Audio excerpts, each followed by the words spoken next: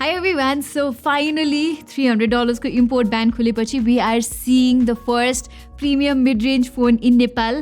यो हो Realme को 10 Pro Plus जुन चाहिँ Realme को तर्फबाट एउटा latest premium mid-range phone हो. If you remember, last year को Realme 9 Pro Plus एकदमै नै सक्सेसफुल फोन थियो र मैले त धेरैजनालाई रेकमेन्ड पनि गरेको थिएँ त्यो फोन. सो नेचुरली मलाई Realme 10 Pro Plus सँग चाहिँ धेरै नै एक्सपेक्टेसन छ. प्राइसिङको कुरा गर्नुपर्दा Realme 10 Pro Plus चाहिँ नेपालमा एउटा मात्र भेरिएन्टमा लन्च भएको छ age of now 8GB RAM र 128GB स्टोरेज भेरिएन्टमा जसलाई चाहिँ 47,000 रुपियाँ पर्छ. सो प्राइस चाहिँ Realme 9 Pro Plus जस्तै नै छ.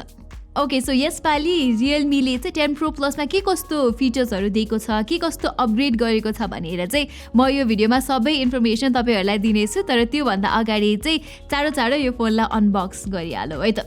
अब तपाईँहरूलाई चाहिँ थाहा नै छ कि मैले फोनको बक्स चाहिँ पहिले खोलेर फोन चलाइसकेको हुन्छु र यहाँ चाहिँ अनबक्सिङ गर्नुको रिजन चाहिँ तपाईँहरूले अनबक्सिङ एक्सपिरियन्स मिस गर्नु होला भनेर मात्रै हो. So let's go head. So सुरुमा चाहिँ यहाँ एउटा अर्को पेपर बक्स छ जसमा चाहिँ कभर र म्यानुअल तपाईँले भेटाउनुहुन्छ. त्यसपछि we have the phone. As you can see निकै अट्र्याक्टिभ कर्भ डिजाइन छ यसपालि.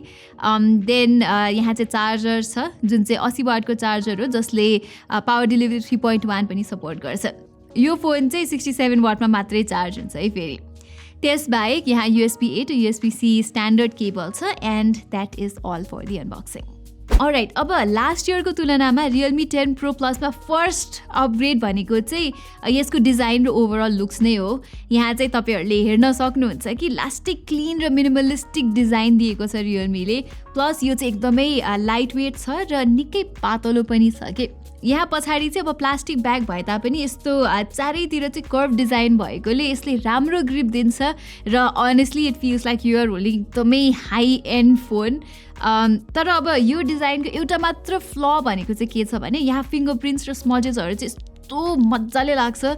सो कभर नलगाइकन चलाउने विचार यदि तपाईँको छ भने चाहिँ यो एकदमै फोर देखिनेवाला छ. सो कभर अथवा स्किन लगाएर नै चलाउँदा बेटर हुन्छ. डिस्प्लेको क्वालिटी पनि यहाँ रियलमीले एकदमै राम्रो दिएको छ. यहाँ चाहिँ कर्भड प्यानल हुनु बाहेक यो प्यानलमा 120Hz को रिफ्रेस रेट छ which is an upgrade coming from 90Hz refresh rate on the Realme 9 Pro Plus. त्यस्तै अब क्वालिटी वाइज चाहिँ यो 6.7 इन्चको डिस्प्लेको क्वालिटी मजाको छ. डिफल्टमा चाहिँ डिस्प्ले विभिड मोडमा हुन्छ. सो स्क्रिनमा कलर्सहरू अलिक पन्ची देखिन्छ तर तपाईँलाई नेचुरल कलर्स मनपर्छ भने चाहिँ you can always set it to natural mode. र यहाँ यो डिस्प्लेमा चाहिँ रियलमीले एक दुईवटा फ्ल्यागशिप लेभल फिचर्स पनि दिएको छ. जस्तै यहाँ चाहिँ 2160Hz PWM डिमिङ छ जसले चाहिँ ब्लू लाइटलाई इफेक्टिभली फिल्टर आउट गरेर तपाईँको आँखालाई प्रोटेक्ट गर्छ. लाइकवाइज यो चाहिँ वर्ल्डकै पहिलो OLED डिस्प्ले पनि हो to receive TUV Rheinland flicker free certificate. अब यो चाहिँ तपाईँहरूलाई एकदमै सानो एड अन डिटेल हो जस्तो लाग्न सक्छ तर धेरै फोन चलाएर टाउको दुख्ने समस्यालाई चाहिँ यसले धेरै नै मिनिमाइज गर्न सक्छ. So I am really happy to have this features here, specially यो प्राइस रेन्जलाई कन्सिडर गर्ने हो भने चाहिँ. अब डिस्प्लेको अरू एस्पेक्टमा पनि मैले त्यस्तो केही समस्या चाहिँ पाएको छुइनँ. आउटडोरमा यो डिस्प्ले निकै ब्राइट छ, बेजल्स पनि एकदमै सानो छ. सो भिडियो हेर्दा चाहिँ इमर्सिभ एक्सपिरियन्स पाउनुहुन्छ र यहाँ चाहिँ ड्रप्सहरूबाट प्रोटेक्ट गर्नको लागि रियलमीले 0.6 mm को डबल रिइन्फोर्स ग्लास पनि दिएको छ. So that is really nice. Sadly यहाँ चाहिँ नेटफ्लिक्स र एमाजोन प्राइममा HDR भिडियो प्लेब्याक सपोर्ट चाहिँ छैन. सो त्यो चाहिँ आई होप कि अपडेटको मार्फतबाट रियलमीले फिक्स गरिदिन्छ होला. एनिवे मलाई यसको डुअल स्टेरियो स्पिकर्स पनि राम्रै लागेको छ. इट्स क्वाइट लाउड तर 100% भल्युममा चाहिँ अलिअलि डिस्टोर्सन भएको फिल हुन्छ. सो 90% और लेस भल्युममा सुन्दाखेरि चाहिँ तपाईँहरूले बेटर एक्सपिरियन्स पाउनुहुन्छ. ओके, अब पर्फर्मेन्सको कुरामा चाहिँ रियलमीले यहाँ त्यस्तो ठुलो अपग्रेड नै चाहिँ गरेको छैन. यो फोनमा चाहिँ तपाईँले Dimensity 1080 चिपसेट पाउनुहुन्छ जुन चाहिँ Realme 9 Pro Plusमा भएको Dimensity 920 भन्दा हल्का मात्र अपग्रेडेड भर्जन हो. सो पर्फर्मेन्स लेभल चाहिँ 9 Pro Plus जस्तै नै छ भन्दा हुन्छ है. नर्मल काम गर्दाखेरि चाहिँ मलाई कहिले पनि समस्या भएन र इभन मल्टिटास्किङ गर्दा और एप स्विचिङ गर्दा पनि एभ्रिथिङ वाज फ्लुइड नै यो फोनमा.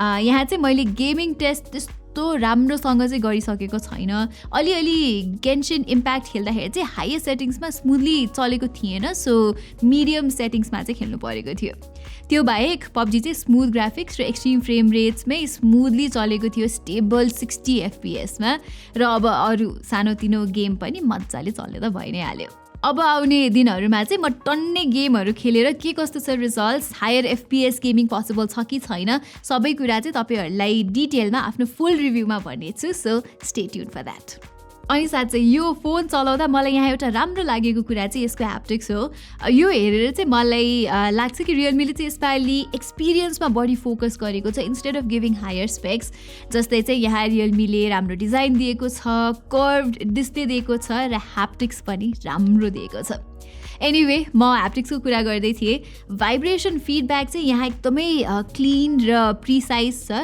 र आफ्नो इच्छा अनुसार चाहिँ तपाईँले भाइब्रेसन इन्टेन्सिटी चेन्ज गर्न त मिल्छ नै त्यसको साथसाथै आफूलाई कस्तो फिडब्याक मनपर्छ सफ्ट मनपर्छ कि क्रिस्प मनपर्छ त्यो पनि तपाईँहरूले यहाँ सेटिङ्सबाट मिलाउन सक्नुहुन्छ सफ्टवेयर वाइज चाहिँ यहाँ एन्ड्रोइड 13 आउँछ out of the box with Realme UI 4.0 अब रियलमीको UI चाहिँ सिम्पल नै छ र अप्टिमाइजेसनमा पनि त्यस्तो खासै इस्यु चाहिँ छैन खालि रियलमीले ब्लोटवेयर एप्स र एड्सलाई चाहिँ घटाउने हो भने युजर एक्सपिरियन्स वाइज अझै राम्रो हुन्थ्यो अन अ डिफ्रेन्ट नोट रियलमीले चाहिँ 10 Pro Plusमा 2 वर्षको एन्ड्रोइड भर्जन अपग्रेड र 3 वर्षको सिक्योरिटी अपग्रेड्स दिने कमिटमेन्ट गरेको छ प्लस 5G ब्यान्ड्सको कुरा गर्नु पर्दाखेरि चाहिँ टोटलमा यहाँ 11वटा 5G ब्यान्ड्स छन् अब नेपालमा पनि 5G रोल आउट चाँडै हुने भइसकेको छ सो यो फोनबाट चाहिँ you get that sort of future proofing पनि ओके अब क्यामेराको कुरा गर्नु पर्दाखेरि चाहिँ लास्ट इयरको रियलमी 9 Pro Plusको मेन युएसपी भनेको चाहिँ त्यसको 50 मेगापिक्सलको OIS क्यामेरा थियो र यसपालि रियलमी 10 Pro Plusमा तपाईँले 108 मेगापिक्सलको प्राइमेरी क्यामेरा पाउनुहुन्छ अरू सेकेन्डरी क्यामेरा चाहिँ चेन्ज भएको छैन as we get the same low res 8 megapixel ultra wide angle camera र 2 मेगापिक्सलको म्याक्रो लेन्स मैले यो फोनबाट त्यस्तो धेरै फोटोजहरू चाहिँ लिएको छैन तर मैले खिचेको कुनै कुनै फोटोबाट चाहिँ अनेस्टली त्यस्तो इम्प्रेस नै चाहिँ छुइनँ म र स्याडली रियलमीले OIS पनि हटाइदिएको छ यसपालि जे होस् अरू रियलमी फोन्स जस्तै कलर रिप्रोडक्सन चाहिँ पन्ची टाइपको छ र फोटोमा डिटेल्सहरू पनि राम्रै आउँछ लेट्स सी ओभर टाइम 1-2वटा अपडेटले कस्तो इम्प्रुभमेन्ट ल्याउँछ भनेर म आफ्नो फुल रिभ्यूमा चाहिँ डिटेलमा सबै क्यामेराको बारेमा तपाईँहरूलाई भन्नेछु सो त्यो हेर्नको लागि चाहिँ हाम्रो च्यानललाई सब्सक्राइब गर्न नबिर्सिनु होला लास्टली ब्याट्री लाइफको कुरामा चाहिँ यहाँ तपाईँले 5000 mAh सेल पाउनुहुन्छ which is a nice upgrade from the 9 Pro Plus charging चाहिँ यहाँ 67 वाटको चार्जरले गर्छ जसले चाहिँ 1 घन्टाभन्दा अलिकति कम समयमा यो फोनलाई 0 देखि 100% फुल चार्ज गरिदिन्छ okay so there you have it guys Realme 10 Pro Plus को मेरो छोटो मिठो अनबक्सिङ र इम्प्रेसन्स भिडियो लास्ट इयर जस्तै I think it looks like a very balance mid range phone with एकदमै प्रिमियम देखिने डिजाइन र राम्रो क्यामराज सो 50,000 मुनि चाहिँ it looks like a good overall value मैले चाहिँ भिडियोभरि नै भने जस्तै म यो फोनलाई चाहिँ मजाले टेस्ट गर्नेछु अनि फुल रिभ्यू चाहिँ चाँडै नै लिएर आउनेछु with in depth information so stay tune for that यति भन्दै म प्रतिमालाई बिदा दिनुहोस् सी यु सुन